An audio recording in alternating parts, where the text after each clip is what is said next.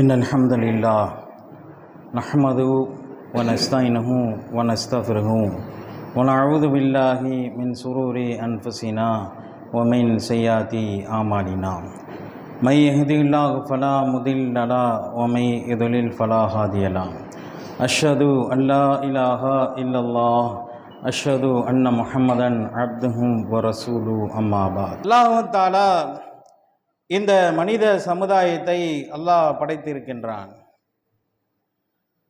படைத்த ரப்புல் ஆலமீன் முதலாவதாக இந்த ஆண் வர்க்கத்தை அல்லாஹ் தஆலா படைக்கின்றான். படைத்த பிறகு பெண் வர்க்கத்தை ஆண் வர்க்க விழாப்புறத்தில் இருந்து அல்லாஹ் தஆலா இந்த பெண் வர்க்கத்தை அல்லாஹ் படைக்கின்றான்.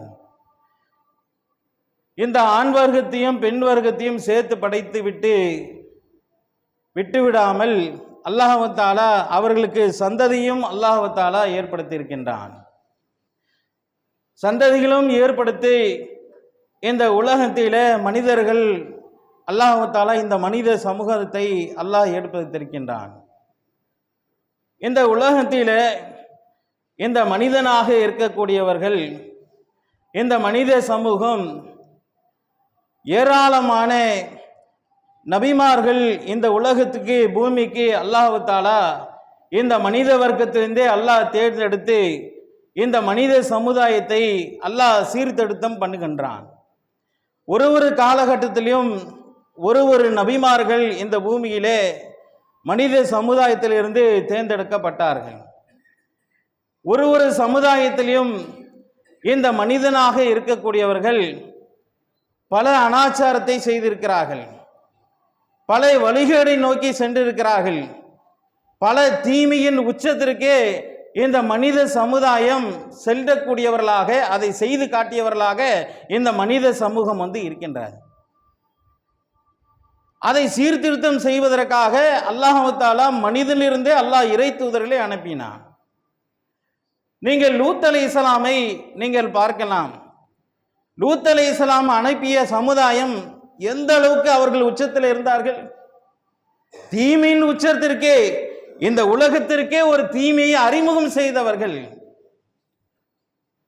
ஓர்னி சேர்க்கையை அறிமுகம் செய்யக்கூடிய சமுதாயம் இந்த பூமியிலே வாழ்ந்திருக்கிறார்கள். அதை சீர்திருத்தம் செய்வதற்காக அல்லாஹ் தஆலா லூத் அலைஹிஸ்ஸலாமை அனுப்புகின்றான். அப்படி அனுப்பக்கூடிய நேரத்திலே லூத் அலைஹிஸ்ஸலாம் அந்த சமூகத்தை பார்த்து சொல்கிறார்கள், நீங்கள் ஓர்னி சேர்க்கையில் ஈடுபடுகின்றீர்கள், இது அல்லாஹ் தடுத்த விஷயம், அல்லாஹ் ஹராமாக்கிய விஷயம். நீங்கள் பெண் மக்களை விட்டுவிட்டு நீங்கள் ஆண் மக்களை தேர்ந்தெடுத்து போகிறீர்களே, இதோ என்னோட சமூகத்தில் பெண்கள் இருக்கின்றார்கள், நீங்கள் அவர்களை நீங்கள் மணந்து கொள்ளலாமே என்று லூத் அலைஹிஸ்ஸலாம் அந்த சமூகத்தை பார்த்து தாவா செய்ததை அல்லாஹ் தஆலா திருக்குர்ஆனிலே நமக்கு நினைவுபடுத்துகின்றான். இந்த மனிதனை பொறுத்த வரைக்கும் அப்படிதான். அவனுக்கு உபதேசம் வரவில்லை, சீர்திருத்தம் வரவில்லை என்றால் அவன் எதையும் செய்யக்கூடியவனாக மனிதன் மாறி போகக்கூடியவனாக இருக்கின்றான். இறுதி தூதராக முகமது நபி ஸல்லல்லாஹு அலைஹி வஸல்லம் அல்லாஹ் தஆலா அனுப்பிய காலகட்டம் நமக்கு தெரியும். அந்த காலத்தை அல்லாஹ் தஆலா சொல்லுகின்ற போது ஐயாமு ஜாகிரியத்து காலம், மடமைத்தனம் முட்டாள்தனம் நிறைந்த காலம் என்று அந்த காலத்துக்கு அல்லாஹ் தஆலா பேர் சூட்டுகின்றான். அப்படி முட்டாள்தனம் நிறைந்த காலம்தான் ஐயாமு ஜாகிரியத்து காலம். இறை தூதருக்கு அல்லாஹ் தஆலா அந்த ஈராக் என்ற அந்த குகையிலே இருக்கின்ற நேரத்திலே அல்லாஹ் தஆலா முதல் வர இறங்கிய செய்தி இக்ரா பிஸ்மி ரப்பிக்கல்லதி ஹலக், படைத்த உம்முடைய இறைவனின் பெயரால் ஓதுவீராக. அல்லாஹ் தஆலா அந்த வகை செய்தி வருது பாருங்க, முதல் வசனம். அது வரைக்கும் மக்கள் சமூகமாக தீமையின் உச்சத்தில் இருந்தார்கள். அவர்களை மாறி விபச்சாரம் செய்யக்கூடியவர் கிடையாது, அவர்களை மாறி கொலை செய்யக்கூடியவர்கள் கிடையாது, அவர்களை மாறி பெருமை அடிக்கக்கூடியவன் கிடையாது, அவர்களை மாறி குலப்பெருமை விபச்சாரம் மது சூதாட்டம் அவர்களை மாறி உலகத்தில் எவன தீமை செய்து கிடையாது. காலத்தை அல்லாஹ் தஆலா இரண்டாக பிளந்தான். இந்த மனித சமூகத்துக்கு அல்லாஹ் தஆலா ஒளியாக அல்லாஹ் தஆலா திருக்குர்ஆனை அல்லாஹ் வழங்கினான். இறுதி தூதராக முகமது நபி ஸல்லல்லாஹு அலைஹி வஸல்லமை இந்த மனித சமூகத்திற்கு வழிகாட்டியாக அனுப்பினான். அந்த சமூகம் அல்லாஹ்வின் தூதரை நேரடியாக பார்த்தார்கள். அல்லாஹ் சொல்லக்கூடிய வகை செய்தியை நேரடியாக பெற்றார்கள். தங்களோட வாழ்க்கையை அப்படியே மாற்றி கொண்டார்கள். அந்த தீமையின் உச்சத்திலிருந்த அந்த மக்கள் முற்றிலுமாக தன்னை சீர்திருத்தம் செய்து கொண்டு அல்லாஹ்வின் பாதையிலே அவங்க வாழ்க்கையை அமைத்து கொண்டார்கள். எவ்வளவு பெரிய விஷயம் பார்த்தீங்களா? ஒருவன் தீமையில இருக்கின்றான், அந்த தீமையிலிருந்து விலகி அல்லாஹ் அவர்களுக்கு நேர்வழி காட்டினான். அந்த நேர்வழியை பிடித்தவர்களாக தங்களுடைய வாழ்க்கையை நடத்தி சென்றவர்கள் தான் சஹாபாக்கள் என்று சொல்கின்றோம். அப்படி ஒரு தூய்மையான வாழ்க்கையை அவங்க வாழ்க்கையிலிருந்து ஏராளமான படிப்பினையை நாம் பெற்றுக்கொள்கின்றோம். இதை ஏன் நாம் இந்த அளவுக்கு அழுத்தம் திருத்தமா சொல்றோம்னா, இன்றைய சமூகம் சென்று கொண்டு இருக்கின்றது. எதை நோக்கி போய் கொண்டு இருக்கிறது பார்க்கணுமா இல்லையா? நம்ம நினைக்கின்றோம் உலகத்தில் உலகம் என்பது அப்படியே மாறுதுங்க. உலகம் தீமையின் பால் மனிதனை அழைக்கின்றது, அவனை தீமையின் பால் மனிதனை தள்ளுகின்றது. அவன் அதில் பக்கம் போலனாலும் அவனை அப்படி நாசன் வேலையை செய்யக்கூடியவனாக மாற்றக்கூடியதாக இன்றைய நவீன கலாச்சாரம் இன்னைக்கு மாறிக்கொண்டு வருதுங்க. இந்த காலத்திலே நாம் பிள்ளை வளர்த்தெடுக்க வேண்டும். நம்ம ஒழுக்கச்சீடனாக வாழ்க்கையில நடத்த வேண்டும், வாழ்க்கையில நடந்து காட்ட வேண்டும். இன்னைக்கு இருக்கிறதுலேயே நம்பர் 1 முசீபத்தாக, நம்பர் 1 ஷைத்தானாக, இந்த மனித சமூகத்திற்கே நம்பர் 1 முசீபத்தாக நாம் எதை சொல்கிறோம் என்று சொன்னால், இன்னைக்கு எல்லார் கையிலும் கைவசமாக வைத்திருக்கிற இந்த தொலைபேசி மொபைல் போனை தான் நாம் சொல்லுவோம். இதுல மாதிரி ஒரு முசீபத்து ஒன்றும் இல்லைங்க. மனிதனை வழிகெடுக்க, மனிதனை நாசப்படுத்த 1ஆம் நம்பர் சைத்தானாக இந்த மொபைல் போன் இருக்கிறது. ஏன் இந்த அளவுக்கு அழுத்தமா சொல்றோம்னா, இங்கே சென்னைக்கு பக்கத்தில் இருக்கக்கூடிய பெரம்பூர் என்ற பகுதி, இந்த பெரம்பூர் என்ற பகுதியில ஒரு சம்பவம் அரங்கே இருக்கிறது. என்ன அரங்கே தெரியுமா? 11வது வகுப்பு படிக்கக்கூடிய மாணவன். இந்த 11வது வகுப்பு படிக்கக்கூடிய மாணவன் அவன் சின்ன வயசுல இருந்தே அவங்க அம்மா என்ன செய்யறாங்க, அவங்க அப்பா என்ன செய்யறாங்க, நீ 10th பாஸ் பண்ணி விட்டால், நீ 9th மார்க் எடுத்து விட்டால், நீ இதை சாதித்து விட்டால், நீ இதை சாதித்து விட்டால் உடனே என்ன பண்றது, உனக்கு இந்த போனை வாங்கி தரேன் அப்படின்னு வாங்கி கொடுக்கிறது.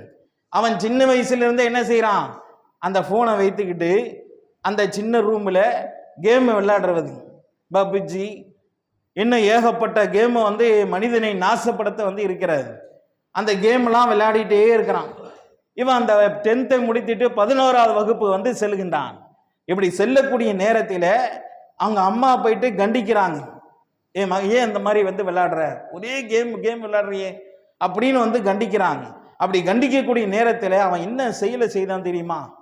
வீட்டில் இருக்கக்கூடிய பீரோல இருந்த 213 சவரன் நகையை எடுத்துக்கிட்டு, அதே மாதிரி 33 லட்சம் பணத்தை எடுத்துக்கிட்டு வீட்டை விட்டே ஓடி விட்டான். காவல்துறை போய் கைது பண்றாங்க. ஒரு போன் என்பது கொடுப்பதனால், பிள்ளைகளுக்கு கொடுப்பதனால் எந்த அளவுக்கு அவனை திருடனாக மாற்றுகிறது. தூத்துக்குடி மாவட்டத்தில் ஒரு சம்பவம் அரங்கேறுகிறது. ஒரு தாய் கண்டித்தா என்று சொல்லி, அவன் விளையாட்டில் கண்டித்தாங்க, கேம் விளையாடாம கண்டித்தாங்க என்று சொல்லி அவன் போகின்ற நேரத்தில் ஒரு வயதான மூதாட்டியின் கழுத்தில் இருக்கக்கூடிய செயினை அறுத்து விட்டான். எந்த அளவுக்கு மாற்று பார்த்தீங்களா? நிறைய பிள்ளைகள் இன்னைக்கு ரம்மி விளையாடி கொண்டு இருக்கிறார்கள். தெரியுமா? நமக்கு என்னங்க தெரியும்? எங்க உங்களுக்கு படிக்க தெரியுமா? எனக்கு தெரியாதுங்க. பிள்ளைகளுக்கு நல்ல படிக்க தெரியுமே, அவன் அதை செய்து கொண்டு இருக்கின்றான். இன்னைக்கு முசீபத்தாக இன்னைக்கு பேஸ்புக்கு, இன்ஸ்டாகிராமு, அதே மாதிரி ஸ்னாப்சாட்டு, இந்த மாதிரி ஏகப்பட்ட முசீபத்துகள் இன்னைக்கு இருக்கின்றது. பிள்ளைகள் அது மூலியமாக வழிகட்டு போகிறார்கள். இதுல ஆண் மக்கள் மட்டும் கிடையாதுங்க, பெண்களும் இன்னைக்கு வழி கேட்டு நாசத்துக்கு செல்கிறார்கள். இந்த தொலைபேசி மூலியமாக தொலைந்து போகின்றார்கள். எவ்வளவு நாசக்கேடுகள்! இன்னைக்கு ஒரு லிஸ்ட் எடுத்து வெளியிடுறாங்க பேஸ்புக்கில். அது அரசாங்கத்தில் இருந்தே இந்த காட்சியெல்லாம் நீ நீக்க வேண்டும் என்று இந்த பேஸ்புக் நிறுவனத்துக்கு ஒரு அறிக்கையை விடுகிறார்கள். அதுல என்ன என்று சொன்னால் 20 லட்சம் ஆபாச காட்சிகள் இன்னைக்கு பேஸ்புக்கிலே நிறைந்து இருக்கிறது. அதை நீக்க வேண்டும் என்று நீக்கிய வரலாறு இருக்கிறது. அந்த முசீபத்தை தான் நம்ம சேர்ந்து இருக்கின்றோம். அப்போ இன்னைக்கு வழிகேட்டின் நாசமாக இந்த தொலைபேசி இருக்கிறது. சின்னஞ்சிறிய குழந்தைக்கு முதல் கொண்டு இன்னைக்கு என்ன செய்யறாங்க, வீட்டில் தன் நிம்மதியா இருக்கணும், தாய் தந்தை நிம்மதியா இருக்கணும், அதுக்கு என்ன செய்யறாங்க, வீட்டில் என்ன செய்யறாங்க, ஒரு தொலைபேசி இருக்கிறது போனை அப்படியே எடுத்து இதுல நீ சோட்டாபி பாரு, அதே மாதிரி இதை இருக்கக்கூடிய அந்த பாட்டுலாம் வரும் கல்வி தொடர்பாக, இதெல்லாம் வச்சு சின்னஞ்சிறிய குழந்தை கொண்டு ஒரு வயசு 1.5 வயசு 2 வயசு குழந்தை கூட அந்த போனை கொடுத்தா அதை எப்படி தள்ளணும், யூடியூப்ல போய் எதை பார்க்கணும், இது எல்லாமே தெரிகிறது. ஆனா இன்னைக்கு இருக்கக்கூடிய உளவுத்துறையில் இருக்கக்கூடியவர்கள் சரண்யா என்று சொல்லக்கூடிய நல்ல ஃபேமஸான ஆளுங்க, இவர்கள் அவர்கிட்ட பேட்டி எடுக்கிறாங்க. என்ன பேட்டி எடுக்கிறாங்க என்று சொன்னால், டைம்ஸ் ஆஃப் இந்தியா என்று சொல்லக்கூடிய அந்த பத்திரிகை, இங்கிலீஷில் வரக்கூடிய பத்திரிகை, இந்த பத்திரிகையில மூளை அழுகிறது அப்படின்னு சொல்லி ஒரு ஆர்டிக்கல் ஒரு அம்மா எழுதியிருக்கிறாங்க. மூளை அழுகிறது அப்படின்னு எழுதியிருக்கிறாங்க. அது ஆச்சரியமாக நல்ல ஃபேமஸாக எல்லார் மத்தியிலே பரவிட்டது. அதை பத்தி கேட்பதற்காக அந்த சரண்யா மேடம் அழைத்து அவங்ககிட்ட புதிய தலைமையில ஒரு பேட்டி எடுக்கிறாங்க. ஏமா இந்த மாதிரி இருக்கிறத அப்படின்னு கேட்கும் போது அவங்க சொல்லக்கூடிய பதில் என்ன தெரியுமா? அவங்க என்ன சொல்றாங்க, இன்னைக்கு மக்கள் ரொம்ப நாசத்துல போறாங்க. நம்ம இஸ்லாமிய சட்டங்கள், நபி ஸல்லல்லாஹு அலைஹி வஸல்லம் போதனைகள் இதெல்லாம் நமக்கு அறிவுபூர்வமான மார்க்கமாக இந்த உலகத்துக்கே இஸ்லாத்தை சொல்லக்கூடிய மார்க்கமாக நம்ம மார்க்கம் இருக்குங்க. ஆனா அந்த மேடம் சொல்லக்கூடியது என்னங்க, என்ன வார்த்தையை சொல்கிறாங்க என்று சொன்னால், இவர்கள் இரவு நேரங்களிலே என்ன செய்கிறார்கள் என்று சொன்னால், இவர்கள் அமர்ந்து கொண்டு இரவு நேரத்திலே அவர்கள் டிவியிலே உட்கார்ந்து கொள்கிறார்கள். இருக்கக்கூடிய பிள்ளைகள் இடையூறு செய்யக்கூடாது என்று அவர்கள் என்ன செய்கிறார்கள் என்று சொன்னால், தங்களோட பிள்ளைக்கு தொலைபேசியை கொடுத்து விடுகிறார்கள். இதை மூலியமாக அந்த பிள்ளைகளுக்கு ஒழுக்கம் சீடாக அவர்களுக்கு எந்த வகையிலும் அவர்களுக்கு ஒரு பாடம் நடத்தப்படவில்லை. அவர்கள் சின்ன வயசுலேருந்தே அந்த போனை பார்த்து கண்கள் கெட்டு போகிறது. அதே போல மூளையில அதிகமாக இந்த ஒளி வெளிச்சம் பார்ப்பதனால் மூளைக்கு அதிகமான அந்த வெளிச்சங்களும் அது இருக்கக்கூடிய அந்த கான்சன்ட்ரேஷன் ஒன்று இருக்கிறது. ஒரு சுரப்பி மூளையில சுரக்குமா, அதை முற்றிலுமாக நாசப்படுத்தக்கூடிய வேலையாக உன்னிப்பாக அதை பார்ப்பதனால் கெட்டு போகிறது. மூளை கொஞ்சம் கொஞ்சமாக மழுங்க ஆரம்பிக்கிறது. அதே மூலியமாக ஏகப்பட்ட நோய் வருகிறது என்று அவர்கள் ஆர்டிக்கல் சொல்கிறார்கள். அது மட்டும் இல்லாம இந்த இரவு நேரங்கள் என்பது நாங்கள் சொல்லுகிறோமுங்க, என்ன என்று சொன்னால் கோல்டன் அண்ட் கம்யூனிகேஷன் அவர். கோல்டன் அண்ட் கம்யூனிகேஷன் அவர் அந்த இரவு நேரத்திலே பொன்னான நேரங்க, தங்கமான நேரம் என்று நாங்கள் சொல்லுவோம். ஏன் என்று சொன்னால், அந்த இரவு நேரத்தில் தான் கணவர் வேலைக்கு சென்று வருவார், நான் மனைவி வீட்டு வேலையை விட்டு வருவாள், அதே மாதிரி பிள்ளைங்க ஸ்கூலை விட்டு வருவாங்க. அந்த நேரத்தில் உட்கார்ந்து பேசுகின்ற நேரத்திலே அருமையாக அவர்களுக்கு பாடம் நடத்த, குடும்ப ரீதியாக பேச, இது எல்லாமே அந்த நேரம் என்பது பொருத்தமாக இருக்கிறது. ஆனா இன்னைக்கு இருக்கக்கூடிய அந்த மனித சமுதாயம் அதை அனைத்துமே விடுகின்றக்கூடியதா இருக்குது. ஆனா அல்லாஹ்வின் தூதர் நமக்கு பாடம் நடத்தி இருக்கிறாங்க. இரவு நேரங்களிலே நீங்கள் உறங்க செல்வதற்கு முன்னாடி நீங்கள் ஒழு செய்து கொள்ளுங்கள். அதே போல ஒளி செய்து முடித்த பிறகு நீங்கள் அமரக்கூடிய நேரத்திலே திக்கர் சுப்ஹானல்லாஹ் 33 சொல்லுங்கள், அல்ஹம்துலில்லாஹ் 33 சொல்லுங்கள், அல்லாஹு அக்பர் 33 என்று அந்த திக்கரை நீங்கள் சொல்லுங்கள். அது மட்டும் இல்லாம நீங்கள் அங்கே இருக்கக்கூடிய நேரத்தில் அல்லாஹும்ம பிஸ்மிக அமூத்து வஹ்யா, இந்த மரணத்தை நினைவு கூறக்கூடிய அந்த அம்சத்தை அல்லாஹ்வின் தூதர் சொல்லி கொடுத்திருக்கிறார்கள். அது மட்டும் இல்லாம நபி ஸல்லல்லாஹு அலைஹி வஸல்லம் சொல்லுகிறார்கள், நீங்கள் அந்த ஃபலக் என்ற சூறாவை நீங்கள் ஓதிக்கொள்ளுங்கள், நாஸ் என்ற சூறாவை நீங்கள் ஓதிக்கொள்ளுங்கள், இக்லாஸ் என்ற சூறாவை நீங்கள் ஓதிக்கொள்ளுங்கள் என்று அல்லாஹ்வின் தூதர் அழகான முறையிலே அந்த இரவு நேரத்தில் ஒழுக்கத்தை அல்லாஹ்வின் தூதர் நமக்கு பாடம் எடுத்துக்கிறார்கள். ஆனா இந்த மனித சமுதாயம் என்ன செய்கிறது, இரவு நேரங்களிலே போன் மூலியமாக நேரத்தை கழிப்பது, டிவி மூலியமாக நேரத்தை கழிப்பது, இந்த மாதிரி காரியங்களில் ஈடுபடக்கூடியவர்களாக இருக்கிறார்கள். அதுதான் அல்லாஹ்வின் தூதர் சொல்றாங்க, அத்துன்யா சிஜரத்துல் மூமினீன் வ ஜன்னத்துல் காஃபிரீன், இந்த உலக வாழ்க்கை என்பது மூமின்களுக்கு சிறைச்சாலையாக இருக்கிறது, காஃபிர்களுக்கு இந்த உலக வாழ்க்கை சொர்க்கமாக இருக்கிறது.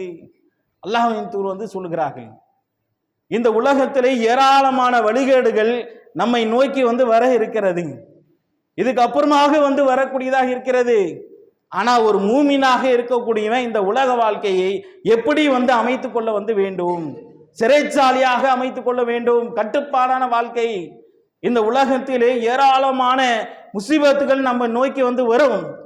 ஆனால் ஒரு முஸ்லிமாக இருக்கக்கூடியவன் எப்படி தன் வாழ்க்கையை அமைத்துக் கொள்ள வேண்டும்? நபிகள் நாயகம் ஸல்லல்லாஹு அலைஹி வஸல்லம் சொல்லுகிறார்கள், இந்த சொர்க்கம் இருக்கிறதே அது மன இச்சைகளால் அது மூடப்பட்டு இருக்கிறது, சிரமங்களால் மூடப்பட்டு இருக்கிறது. நரகம் என்பது இன்பங்களால் மூடப்பட்டு இருக்கிறது. இந்த உலக வாழ்க்கை நீ இப்படி அமைத்துக் கொள்கிறாய். இந்த உலக வாழ்க்கை நீ இப்படி அமைத்துக் கொள்கிறாய். இந்த உலகத்திலே நீ இன்பங்களை உலகத்தை நோக்கி நீ திருப்பக்கூடிய நேரத்தில் அந்த இருக்கக்கூடிய சொர்க்கம் அந்த கதவு என்பது உனக்காக அங்கே அடைக்கப்பட்டு விடும். இந்த உலகத்திலே நீ சிரமங்களை சந்திக்கிற நேரத்தில் இந்த உலகத்தில் ஏராளமான இன்பம் இருக்கிறது. அதையெல்லாம் ஒதுக்கிவிட்டு நீ அல்லாஹ்வின் பாதையிலே உன் வாழ்க்கையை நீ நடைபெறக்கூடிய நேரத்தில் உனக்கு அல்லாஹ் தஆலா இந்த உலகத்திலே நீ சிரமப்பட்ட காரணத்தினால் அல்லாஹ் தஆலா உனக்கு அந்த சொர்க்க வாசல் கதவை அல்லாஹ் உனக்காக திறக்க இருக்கிறான் என்று அற்புதமான விஷயத்தை அல்லாஹ் சொன்னாங்க. இன்னும் அழகான முறையில் சொல்லுகிறார்கள், சஹாபாக்களுக்கு அல்லாஹ்வின் தூதர் அங்க கூட வாழும் போது எப்படி பாடம் எடுக்கிறாங்க என்று சொன்னால், அப்படியே அல்லாஹ்வின் தூதர் ஒரு சஹாபி மேல தோல்ல கை போடுறாங்க. அப்படி போட்டு அப்படி கடை வீதிக்கு செல்ல நேரத்தில் அங்கே ஒரு ஆட்டுக்குட்டி செத்து கிடக்கிறது. அதோட கண்களும் அப்படியே ரொம்ப அழுகிய நிலையில இருக்கு. பார்த்தாலே ஒரு அருவருப்பாக ஒரு ஈலாம் மீத்து கொண்டு ஒரு பார்க்கறதுக்கு அருவருப்பா இருக்குது. அதை பார்த்து அல்லாஹ் சொல்றாங்க, இந்த ஆட்டுக்குட்டி யாராவது சில திரங்களை கொடுத்து நீங்க வாங்கி கொள்வீங்களா? அப்படி கேட்கக்கூடிய நேரத்தில் அங்கே இருக்கக்கூடியவர்களாம், ஆஹா எங்களுக்கு வேணாம், யார் வாங்கிக்குவா, எங்களுக்கு வேண்டாம் அப்படின்னு ஒதுங்குறாங்க. அப்ப அல்லாஹ் சொல்றாங்க, இந்த ஆட்டுக்குட்டியை நீங்க எப்படி பார்ப்பீங்களோ, இதை எப்படி நீங்கள் அருவருப்பாக பார்ப்பீர்களோ அது மாதிரி தான் இந்த உலகத்தை நீங்க பார்க்க வேண்டும். இன்னைக்கு அப்படியாங்க உலகத்தை பார்க்கிறோம். இன்னைக்கு எப்படி உலகம் போய் கொண்டு இருக்கு தெரியுமா? இன்னைக்கு நம்ம பெரம்பூர் சொல்றோம், இங்க ஒரு பிரச்சனை இப்படி அரங்கேறி கொண்டு இருக்கு. இன்னொரு இடத்துல பெரம்பூர்ல இன்னொரு சம்பவம் அரங்கேறுது. ஒரு 3 பெண்மணியை என்ன செய்கிறாங்க, ஒரு 5 பேர் கொண்ட ஒரு குழுவினர் நாசப்படுத்தி விட்டார்கள். அந்த சம்பவம் அங்கே பெருசாக வெடித்து வருகிறது. அதுல ஒரு ஆள் யாரும் பார்த்தீங்கன்னா முஸ்லிம் ஆளாக ஒருத்தர் இருக்கின்றார். இது பத்தாது என்று 2 வாரத்துக்கு முன்னாடி பார்த்தீங்கன்னா வெட்டுவாங்கன்கின்ற அந்த பகுதியில் அங்கே சில பேர் என்ன செய்கிறாங்க, அன்சு பாக்கெட்டு, பான்பராக்கு, கஞ்சா இது போன்றெல்லாம் பீரோ நிறைய அடுக்கி வைத்திருக்கிறார்கள். பீரோ ஃபுல்லா அதை போயிட்டு என்ன செய்கிறாங்க, காவல்துறை போயிட்டு அதை பார்த்து அதில் இருக்கக்கூடிய பொருள்லாம் எடுத்து அது கைது பண்ணக்கூடிய நேரத்தில் ஒருத்தரை கூப்பிட்றாங்க. இவன் இந்தியில் பேசுகிறான், இவன் யாருன்னு தெரியல, விசாரிக்கன்னு சொல்லி ஒரு ஆளை கூப்பிட்றாங்க. அவர் விசாரிக்கும் போது அவன் நம்மகிட்ட சொல்கிறான், இவர் பேர் என்ன, அஸ்ரத் முகம்மது. பேரை பாருங்க. நீ இருக்கக்கூடிய நாச வேலைகளை செய்யக்கூடியவளாக இன்னைக்கு மனிதர்கள் மாறி போய் கொண்டு இருக்கிறார்கள். அப்போ மார்க்கம் என்பது நமக்கு எதை வழிகாட்டுகிறது? இன்னைக்கு தீமையின் உச்சத்திற்கு என்ன செய்யறாங்க, இன்னைக்கு இஸ்லாமியர்களாக இருக்கக்கூடியவங்க செல்லக்கூடியவர்களாக இருக்கிறார்கள். அல்லாஹ் தஆலா நம்மை காப்பாற்ற வேண்டும். உலகம் என்பது மாறிக்கொண்டு வரும். ஆனா ஒரு இஸ்லாமியனாக இருக்கக்கூடியவர்கள் எப்படி உலகத்திலே வாழ்க்கையை நம்ம அமைத்துக் கொள்ள வேண்டும், அதை அமைக்கக்கூடியவர்களாக இந்த உலகத்திலே நாம் இருக்க வேண்டும் கேட்டுக்கொண்டு என் முதல் உரையை நிறைவு செய்கிறேன். வாஹ் அல்ஹம்துலில்லாஹ்.